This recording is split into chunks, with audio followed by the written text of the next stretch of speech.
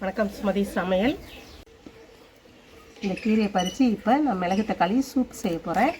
அது எப்படி செய்கிறதுன்னு நம்ம வீடியோவில் பார்ப்போம்.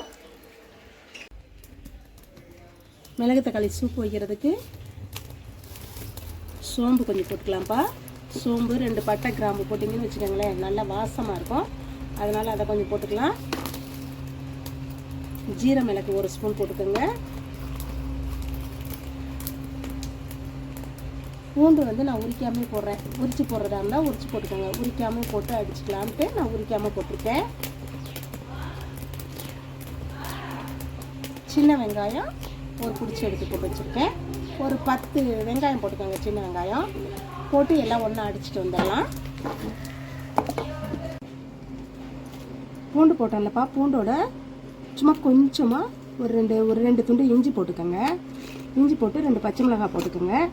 தக்காளி நான் முன்னாடியே ஏன் போடலாம் அப்படின்னா, நிறையா இருந்தது, நான் சின்ன ஜாரில் செஞ்சிட்ருக்கேன்.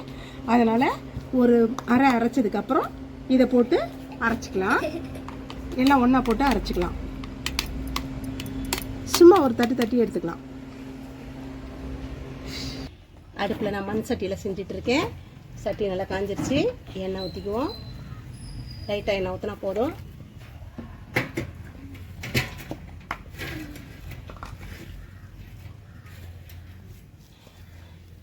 கடுகுலாம் போட வேண்டாம். நம்ம எல்லாம் போட்டு அப்படியே 1-2 நசுக்கி வச்சுருக்கோம்ல, மிக்சியில் கொடுத்து 1-2 அரைச்சிருக்கோம்ல, அது எல்லாம் போட்டுக்குவோம்.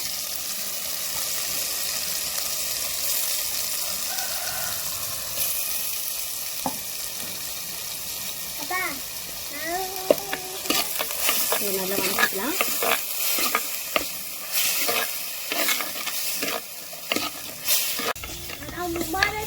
இது மாதிரி நல்லா வதக்கிக்கலாம்.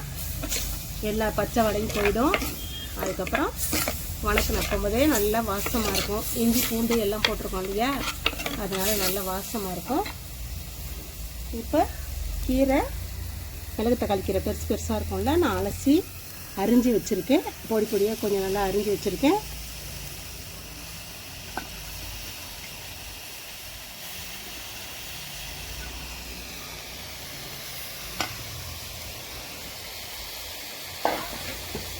இதையும் போட்டு நல்லா வதக்கிக்குவோம்.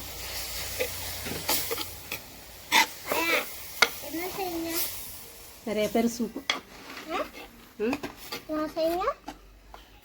நானா மிளகு தக்காளி சூப்பு செய்ய போகிறேன். சூப் செய்யும்போது எல்லாரும் இதை வதக்காமல் அப்படியே பச்சையாக போட்டு செய்வாங்க. பச்சையாக போட்டு செஞ்சால் சத்துன்னு சொல்லுவாங்க. இது வதக்கினாலும் சத்தெல்லாம் போகாது.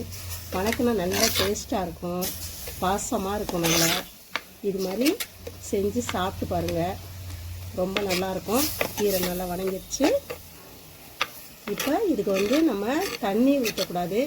கழநீர், அரிசி கழநீர் இருக்கும்ல, அந்த கழநீர் ஊற்றினோம்னா ரொம்ப டேஸ்ட்டாக இருக்கும்.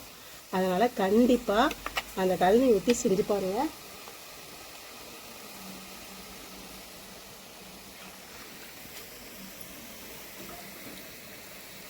அரிசி கழநீர் தான் நான் ஊற்றுறேன்.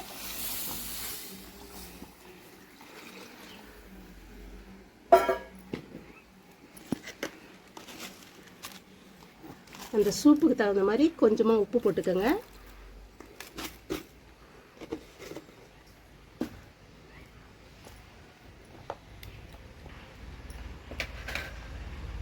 மஞ்சத்தூள் கொஞ்சம் போட்டுக்கலாம்.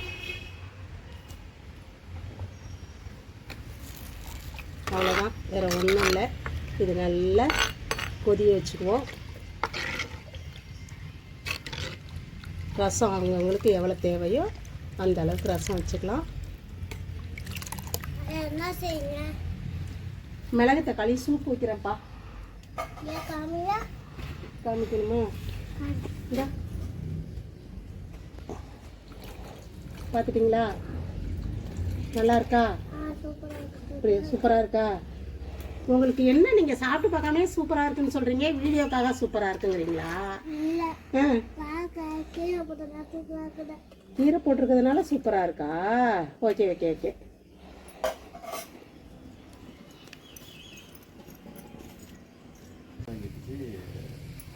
தெரியல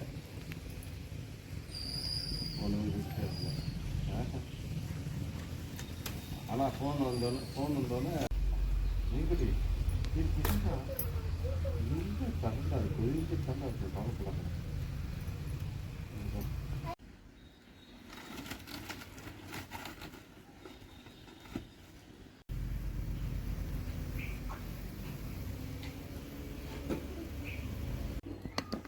நல்லா கொதிஞ்சிருச்சு, கீரையும் நல்லா வெந்திருக்கும்.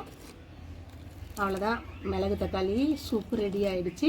இதே மாதிரியே நீங்களும் செஞ்சு பாருங்கள், செஞ்சு சாப்பிட்டு பாருங்கள். சாப்பிட்டு பார்த்துட்டு சுமதி சமையலுக்கு லைக் பண்ணுங்கள், ஷேர் பண்ணுங்கள், சப்ஸ்கிரைப் பண்ணுங்கள். தேங்க்யூ.